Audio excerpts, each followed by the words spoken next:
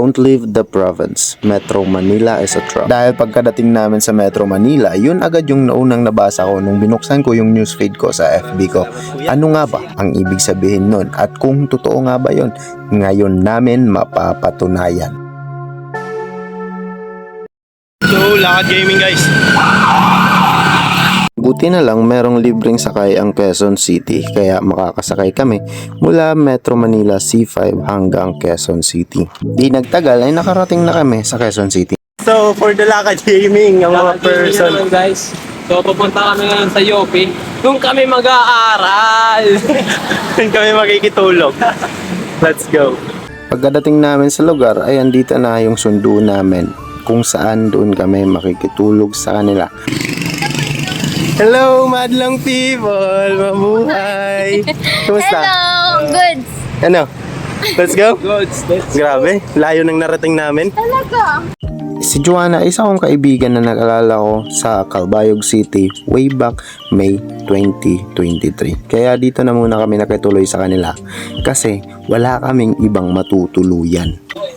Sumakay ka agad siya. Sumakay ka nun di ba? Ng motor mo habal sa inyo. At meron daw siya pa surprise na hindi niya alam ko na bago pa kami dumating dito sa Manila. At ito ay si Dens, nakasama dapat namin sa biyahe na to pero wala talagang matinong desisyon kaya naiwan sa Samar. Pwede ka? Gusto nga namin umuwi na eh. Ikaw na magpatuloy, kami uuwi na. Magulo pala. Tapos merong plot twist at maya-maya nyo malalaman. Dahil ngayon ay nagdiwang kami kasi meron kaming dryer at makakapaglaba kami ng maayos. Nagdiwang sa dryer. Hindi na tayo mahihirapan maglaba, bro. At pagkatapos naming maglaba ay nagpagupit na muna ako kasi masyado nang mahaba yung buhok ko. Kaya salamat kay Hana sa libreng gupit. Dito na nga, magpapakilala ang surprise. Tingnan lang yan. Naglayas! What's up mga kalakbay? Ano masasabi mo, bro? Ba't nandito ka sa Manila, bro? Naglayas sa kasamar! Gagi. Visit ka. Parang last time lang nagko-kopras ka pa nun, ah. Ngayon na guys. At dahil kumpleto na ang tropa ay nag-aya sila na kumain sa labas.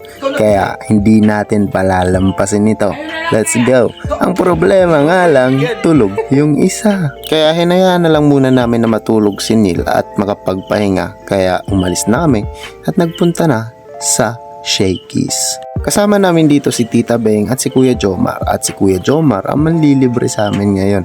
Kasama din si Dens at si Hana.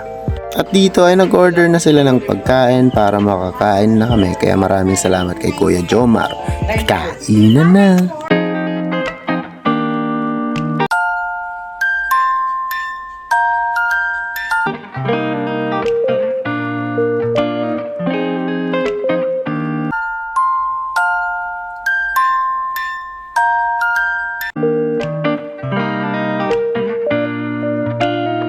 Pagka-uwi namin ay nadatnan naming gising na si Neil at nagkulitan na muna kami. At dahil nandito to, sumunod sa amin dito sa Manila. Magkatabi mo kami matulog, parang buhay na tire. But ano ba problema mo sa electric fan? Kakakabag lang nga naman. Kaya ayaw mo sa electric fan, Oo. gusto mo heater. Sa kahit yan. Tapos ayun naman, ayaw sa electric fan, gusto sa aircon. Tama. Gagi. Yaman. Iba talaga, basta mga taga-probinsya, no? Tama.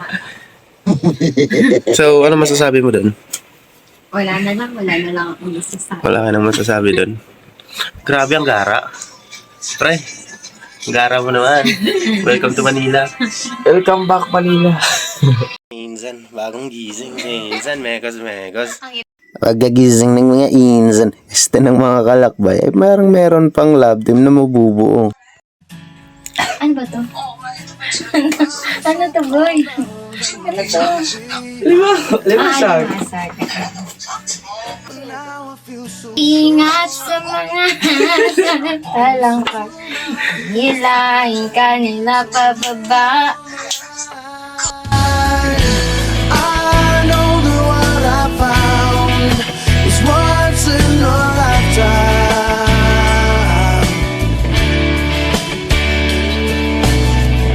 And I know there's no way out, 'cause it's once in a lifetime. Abangan nyo na lang ang susunod na episode.